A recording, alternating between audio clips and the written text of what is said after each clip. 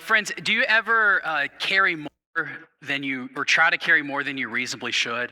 I know, like, when I come home from the grocery store, if the kids aren't home, I hate it because I have to carry it all in myself. And so what do? I like see how many bags I can put on my arms and lug them in just to save like the 20 feet of walking back to the car and making another trip. I don't know why my mom has always told me my whole life, you can make 2 trips, but who wants to make 2 trips? Or carrying all the tools in your arms back to the shed after the garage after the project is done? Or have you ever, gone on a trip and you're like, I don't know, I might need that. I might need that as well, and it goes in the bag, and before you know it, it's not just an extra pair of underwear. It's a whole bag that you've got. That it's a good thing you're driving, right? Because when you try to fly, the bag's just too heavy, and it's like over 50 pounds, and you're going to have to pay the overweight notice. It's like what am I going to do? And of course, sometimes the weight is not that physical weight that you carry. Sometimes it's that internal weight, the things that just weigh you down on the inside. The physical things can be heavy, but sometimes it's the internal things that can be even heavier. This is something that I kind of know a thing or two about.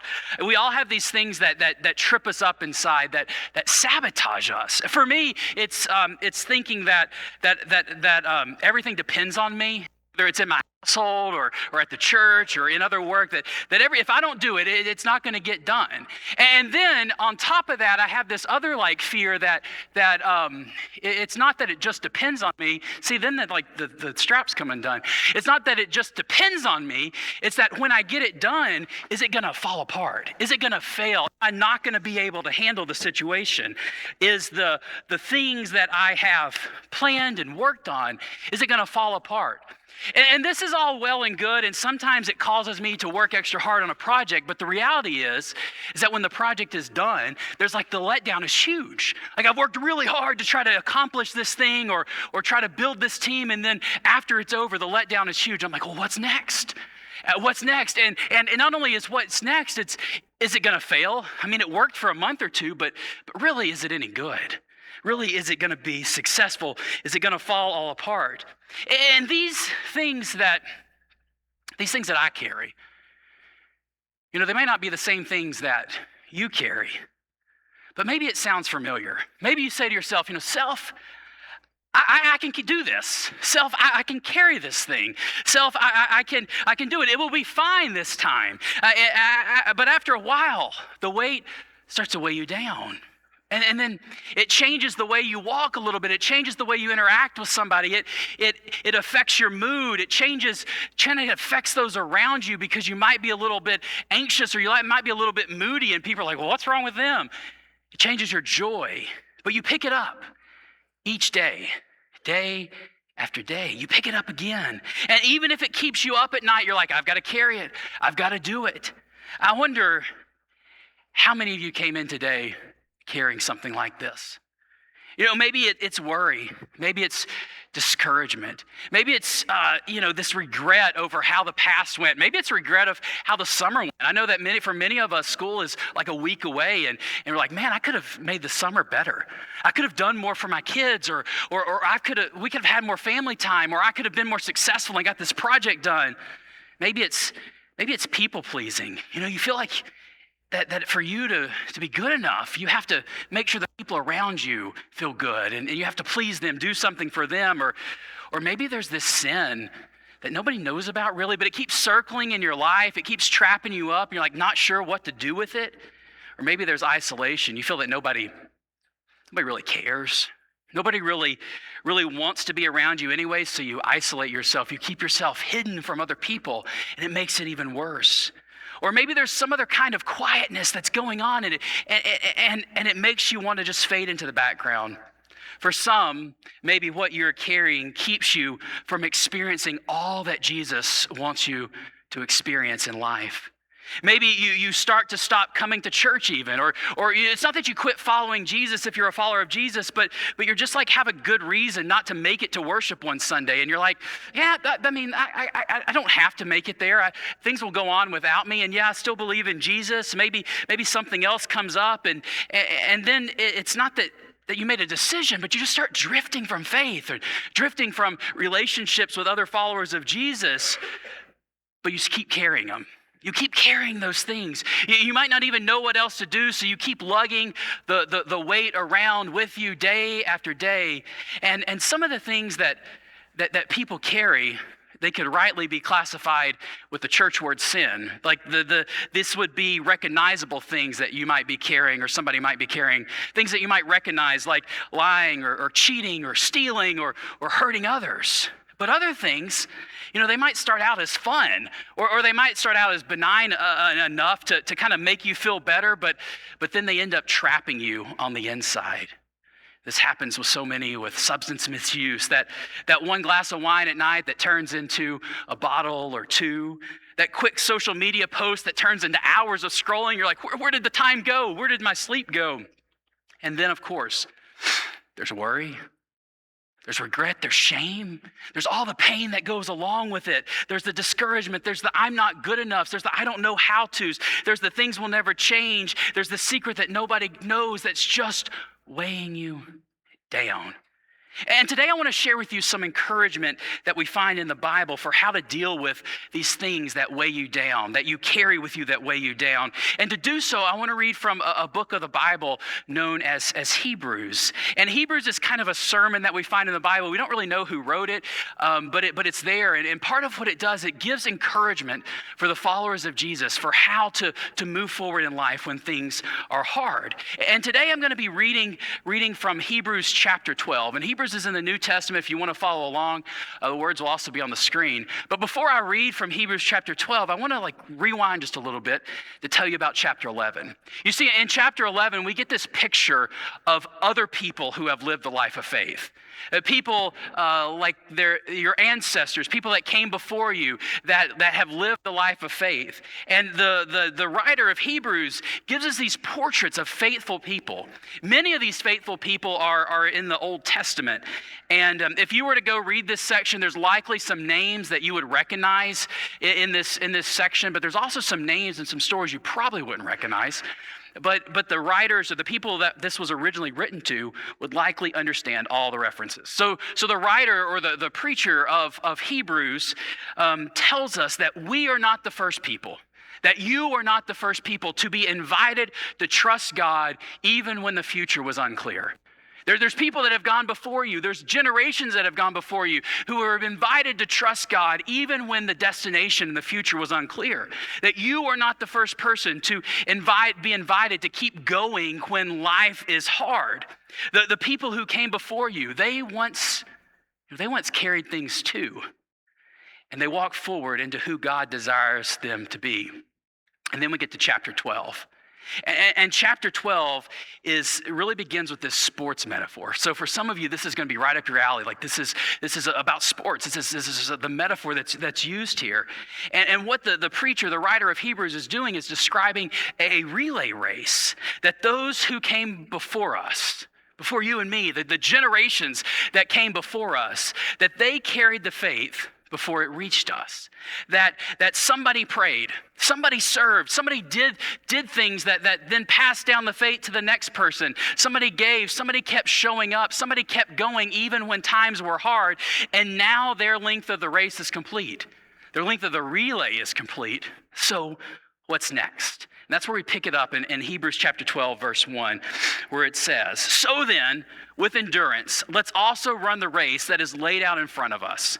Since we have such great a cloud of witnesses surrounding us, let's throw off any extra baggage and get rid of any sin that trips us up and fix our eyes on Jesus, faith's pioneer and perfecter. He endured the cross, ignoring the shame for the sake of the joy that was laid out in front of him, and sat down at the right side of God's throne." The race of faithfulness was run by those who came before. They are passing the baton to the next generation and the next generation and the next generation. And now it's our turn. Now it's your turn to run the race, to do whatever the calling is in your life, to run the race of faith that is in front of you. Just like those who came before us. We don't get to choose the leg of the race that we're invited to run. We don't get to choose the leg of the race that we get to participate in, the timing in the world that we get to participate, the necessarily the place in history. We only get to choose whether or not we'll pick up the baton. We only get to choose whether or not we will pick up and do our part to continue on. And then it says that as you are invited to run this race in front of you, you have such a great cloud of witnesses surrounding you, cheering you on. And these are the folks from chapter 11. These are the people that have gone before you. And they don't just leave and disappear. Instead, they are the faithful who have run their race, and they're now cheering you on. They're like, yeah, go. You can do it. It's your turn. You can do it. You can do it. In preparing for this message, I was reading through some writings about this passage. And one commentator, a guy by the name of Andre Resner, he painted this really nice picture of what's happening here. And I wanted to share it with you. He said that the scene is that of a stadium where a relay race is underway. Runners fill the lanes of the track, each in uniform, carrying a baton. And in the stands sits a throng of people. Looking closer, one can see that everyone in the stands is also in uniform. But the uniform that they wear is from another day and another time. Some of the uniforms in the stands are decades old. Some are centuries old. Some are even millennium old. And they are those who have gone before you, that cloud of witnesses. Hebrews 11 lists so many who are now done with their part of the race. So they finished what they're supposed to do, but now they're still there. They're still interested. They're still waiting in anticipation for its completion. And then he asks, why are they still here? Why are they so interested? And it's because the race isn't over. The race isn't over, friends. The race isn't over. Now it's your turn. Now it's my turn. So what are we to do? And the preacher in Hebrews says, so let's throw off any extra baggage. Get rid of the sin that trips us up. Fix our eyes on Jesus, faith's pioneer and perfecter. He endured the cross, ignoring the shame for the sake of the joy that was laid out in front of him. It's now your turn. It's now our turn to run this race of faith.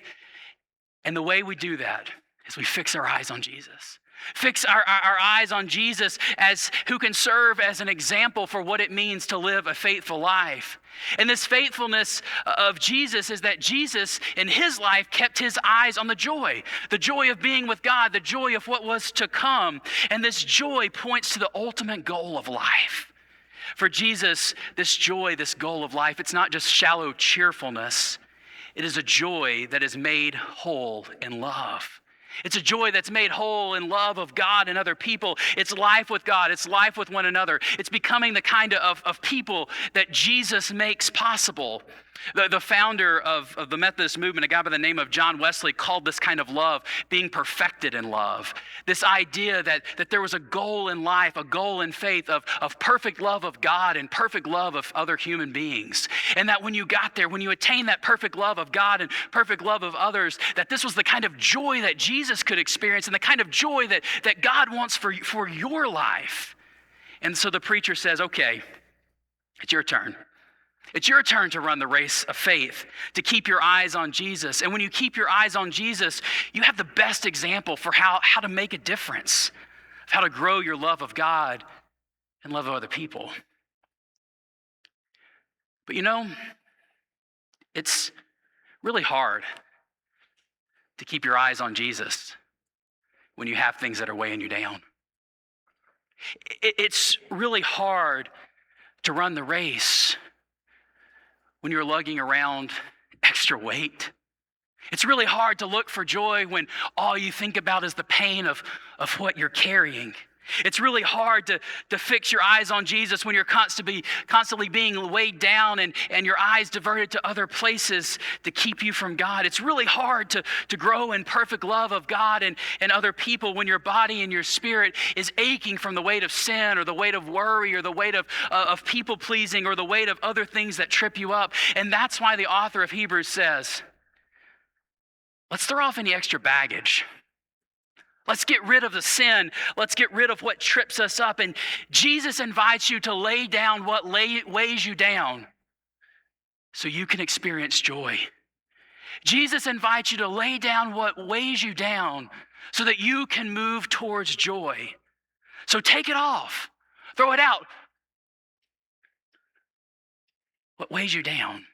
So what are you carrying? This morning I'm really tired of carrying this. There's some things in here. This was a good idea a few days ago. You carrying worry? The worry that it all depends on you? That if you don't do it, nobody else will, and so you worry about it. Or maybe you're carrying sin. And people may not know what it is in your life, but you know it is there. And it's not just this one act, but sin has this kind of attractive ability to kind of keep you trapped in and suck you in. And you don't always know what to do with it, but it's there and it keeps you held back. Or maybe you're carrying discouragement. And you're discouraged in life because things haven't worked out the way you thought they would. And so what do? You just put this on your back and you carry the discouragement with you. Or maybe you carry regret. Maybe it's regret over the recent past. Maybe it's regret of something that's decades old even. You're like, I don't even know what to do with this. I wish I could do it over. I just regret this. Regret keeps you from living the joy that Jesus wants you to live. Or maybe you're carrying around people pleasing. Something happened in your life and you're like, you know what, if I'm gonna be joyful, if I'm gonna be able to get by in life, I'm gonna have to figure out how to do things for other people, to please them, to make life be worth living. Or maybe you carry around isolation. You worry, people don't love me, nobody cares about me, and so you just carry that around. You isolate yourself and you keep yourself from the other things in life. Or maybe there's just some other random weights that nobody else really knows about. And so you think they're a good idea to carry them around and you don't know what to do, but you just keep carrying them. And it was a good idea one time, but then you've been holding them and carrying them around for 15 minutes and you're like, why did I do that? But when you empty the bag, when you throw the weight out, when you lay down what weighs you down, you can move towards joy. And some of these things, they started as simple enough. They started benign enough. They started, in a way that some of them were even a way of getting by in the world. They started simple enough, but you don't have to carry them anymore because they've been weighing you down. Jesus invites you to lay down what weighs you down, not because he wants to take something good from your life. Some of these things have served you. But he wants you to invite them, he invites you to lay them down so you can move towards joy, so that you can move towards life. And when you unload the pack, when you take the weights off, it's so much easier.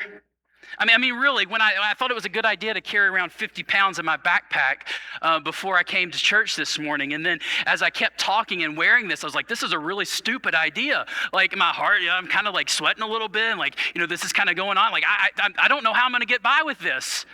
But isn't that true with life? When you're just carrying around, sometimes it's just a challenge to get through every day. But when you lay them down and you pick up it again, it's so much lighter to walk around, to sing, to laugh, to joy. And you and I are invited to lay down what weighs you down so that you can run your part of the race. And when you take out the weights, it's possible. And not only is it possible, it enables you to keep your eyes on Jesus. It enables you to not be so distracted with the pain and the discomfort in life. And when you let it go, you are freed to look to the example of Jesus and take one more step towards loving God and loving other people. Jesus invites you to lay down what weighs you down so that you can move towards joy. So here's the question. What are you carrying that Jesus is inviting you to lay down? What are you holding on to that Jesus is inviting you to lay down? Maybe it is worry. Maybe it's regret. Maybe it's people pleasing. Maybe it's pressure to get everything right. Maybe it's this belief that it all depends on you. Maybe it's sin that's wrapped itself around you and keeps tripping you up and you're not even sure how to get beyond it. Maybe it's isolation. Maybe it's discouragement. And I wanted you to take some time to just consider that today. And I know for many of you, maybe the weight that you're carrying, it's not even like, you're not even thinking about it because it's been there so long. Maybe it's been hidden so long. And you aren't even being honest with yourself about what it is and what's tripping you up. So inside your worship program, if you don't have one, I want you to pick one up when you leave. There's a card. And on this card, the front of this card just says, Jesus invites me to lay down what weighs me down. And then on the reverse side of the card, there's I want you to take this with you and think about this and maybe write this down and think about it this week and just write down, what's weighing me down? It's the reverse side. It says, what's weighing me down? What's weighing you down in life? Maybe this is something your spouse or your partner doesn't even know about or your kids don't know about or a friend doesn't know about, but what is weighing you down inside? And just take a few moments this week, maybe later today, and reflect on that and write it down. And then there's a prayer at the end that says, Jesus, I give you what I'm carrying. Help me lay down what weighs me down. Keep my eyes on you and move towards joy. Just this idea to move towards the joy that God has for you. And friends, I want you also to know that this is not only true of each of you, that this desire to lay down what weighs you down is not only true for us individually, I think that it's also true for us together. We are moving towards a new season in our community. We're moving towards the new school season for many folks. For our Oak Ridge folks, it starts a week from Monday.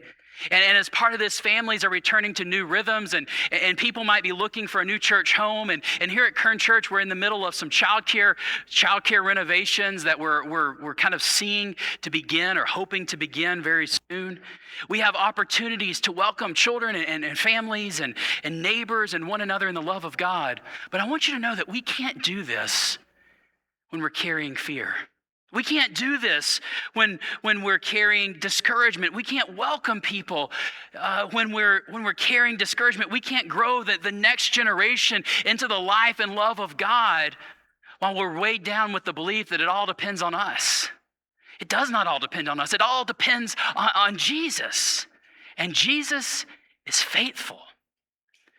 So let us lay down what weighs us down.